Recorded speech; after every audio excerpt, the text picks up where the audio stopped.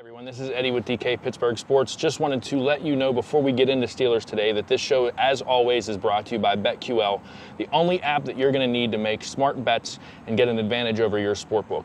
Check this out. They scan over 350,000 unique bets per year to give you a best bet recommendation for every game in every single major sport.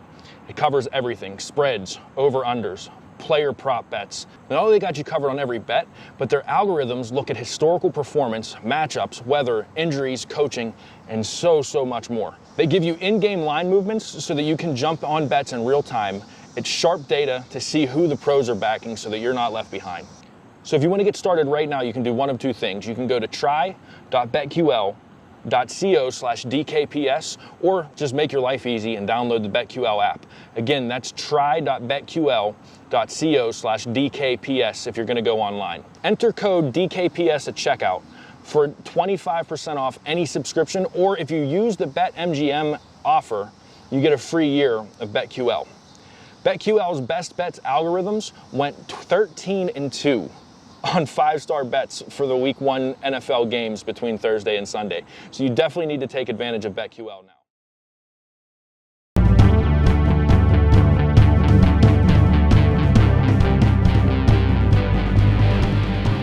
Well, hello and welcome to Steelers Today. He's Dale Lolley. I'm Dejan Kovacevic. We're from DK Pittsburgh Sports. And Dale, don't you ever have good news for us? What's with you and all the bad news? I'm not the bearer of bad news. You are the bearer, actually. I'm just the guy who brings it to you, in terms of that. I guess Mike Tomlin would be the bearer of bad news today with the additions of Alex Highsmith and Ben Roethlisberger to the injury reports. We'll see where that goes with that. A fourth groin injury. This will be with Highsmith, and with Roethlisberger, a pectoral injury. It's his left side, not his throwing side. So we'll see where he's at with that. Roethlisberger wouldn't have practiced Wednesday regardless, so it's not a big deal in terms of that. We'll see where he's at later in the week, and we'll see with the other guys who have the groin injuries, Joe Hayden, Devin Bush, and TJ Watt, where they're at later in the week as well. I'm hearing that, that there's a potential that Hayden can get back on the field this week. They tested him out in warm-ups on Sunday. Decided to keep him shut down for the week, so there's a good chance that that's a possibility. I actually saw TJ Watt this morning when I was walking in. He's not walking with a limp or anything. There was no big wrap on the groin or anything like that. That doesn't mean that he's 100% okay. Yeah. But you do like to see the fact that he's walking. There was no limp or anything like that. I think this is something that it shouldn't be a long-term injury. Let's put it that way. Well, that's actually, if you want to take anything out of this that's a positive, if you go back over every one of these injuries, the only one that leaps out at you as long-term, because it will be long-term, is Tyson Alualu. If you go over, you mentioned all of the various groin injuries, but the other one that's notable in the mix is Diontae Johnson with the knee. Now, we saw Diontae initially hurt that knee up in Buffalo, and we thought, wow, this is it. This is the end. And he came back and played great. So maybe this is going to be one of those things. It might just be something that he has to manage, over the course of the season. And he's going to get banged up at times. It then becomes a pain tolerance thing. Actually, Ben Roethlisberger talked about that last week when we spoke to him on Wednesday and said, that's something where he's seen some growth from Johnson. He said, look, last year, or in previous years, where Diontae would suffer, have something like that happen. He might not have come back. He might not come back. Again, there's a difference in the league between being hurt and being injured. If you're hurting, everybody in the league is hurting at some point or another. If you're injured, you can't play. Yeah, that's the difference. And so, what can you play through? What are you willing to play through? And how effective are you playing through said injury determines how much you're going to, whether you play or not. Yeah, the thing is, I mean, we can look at the Cincinnati Bengals and say, well, hey, this is a perfect week. If you're going to have a bunch of players banged up, you want them to be. I don't know that it is, though. But then you look at the way the Bengals have competed in their first two games, winning one and then losing the other by a field goal.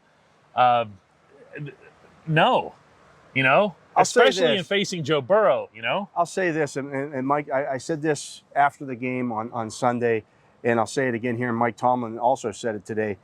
there's a difference between knowing that hey, we're not going to have this guy, and this guy available this week, and then coming up with a plan to prepare for that, as opposed to losing them in the middle of the game. Losing them in the middle of a game, or in the case of Bush and Hayden last week, on Friday when the hay's largely in the barn at that point. Yeah. Like, you've game planned all week long that you're going to have those guys available, and then at the last second they're kind of taken out of the equation.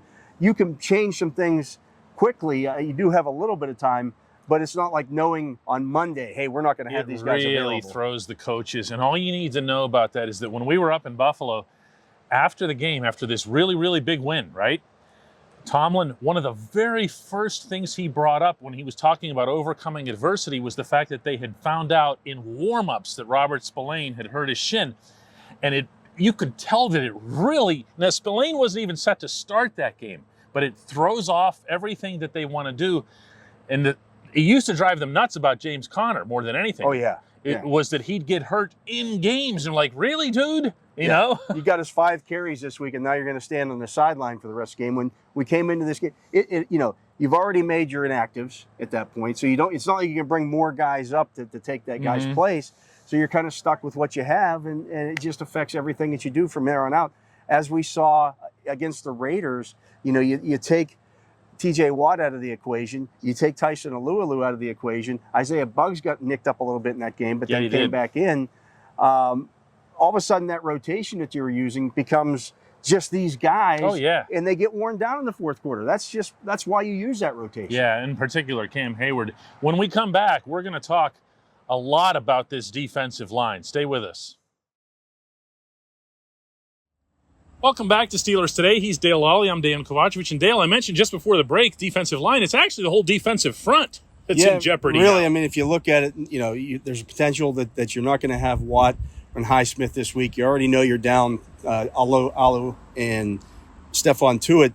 So really 4 of the front guys in the front 5 that, it is the best defensive front in football. You may not have this week. Now, luckily for them, they did sign Melvin Ingram. That gives you a guy there, but there's the possibility you may be looking at Jameer Jones. They've signed Taco Charlton to their practice squad. He's a former first-round pick of the Dallas Cowboys. We'll see where that goes. They get some other guys on the practice squad as well that can play, out on the edge there. But, it's not exactly where you want to be at this point. Well, not in a week where you're going against Joe Burrow and you want to put pressure on him and you want to make sure that you're sealing the pocket and he's not able to do the rollouts and other things that he's good at everything.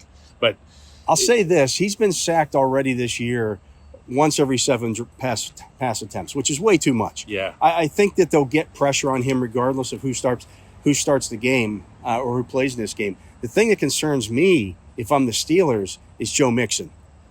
They've run Joe Mixon 46 times already.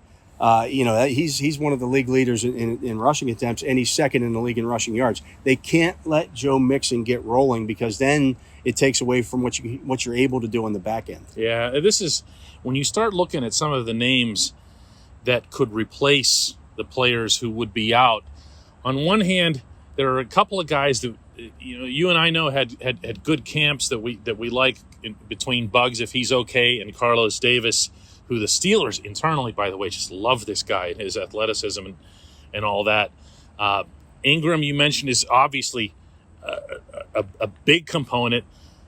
Ingram is the guy that I circle him more than anyone else because we have also seen him line up at a lot of different places, and he's not at all going to be shy about taking on a starring role because he's played that in his career. The only concern I have with Ingram at this point is, you brought him in to be, maybe a 20, 25 snap a game guy, and now you're going to start asking him to play 50 or 60 snaps. Yeah. And he's 32. He's been nicked up the last few years. You wonder, you don't want to lose that piece as well, just because you had to overplay him because of injuries elsewhere. That to me is a concern. You'd like to have Melvin Ingram available in week 16 and 17, just as much as you'd like to have him available now. See, now here's my worry. The other day at Heinz Field, Renegade Place. I know. I'm sure he'll have something to say what happened? on this. They go right down the field to score. Was they score. They put Isaiah Loudermilk and Jameer Jones out there. Well, that's who's going to be playing, Dale. Well, that's why I want to bring this up, because you saw and I saw and everyone saw that there was no pressure. There was nothing coming from these guys. Well, they doubled Cam. And it forced them to start blitzing again, and that's what happened on the 61-yard pass completion. They sent 6 on that play. It was a fire zone blitz. And they got there, too. The only thing was Trey Norwood kind of pulled up at the end. That's knowing who you're playing against, because as he got up the car, he kind of hesitated, like he expected Carr to try to roll around him a little bit. That's not who Carr is. No, he's just going to let it go. If that's Lamar Jackson, that's different. And that's a guy coming out of the Big 12 where every quarterback is mobile, and you're rushing here against Derek Carr, who's not the most mobile quarterback. Just go get him.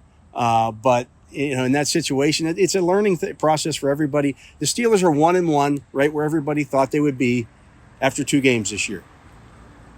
You expected, this is where you expect them to be at, 1-1 after 2 weeks. That's where they're at. It's going to be a learning process. They've had some bumps here. There's no doubt about it. Well, in order to get to 2-1, though, I'm wondering if they don't need to blitz to go back to blitzing. I mean, obviously. We'll see. I mean, I think if they can get there with 4 against the Bengals, and I think the Bengals offensive line, people were complaining about the Steelers offensive line. The Bengals offensive line stinks.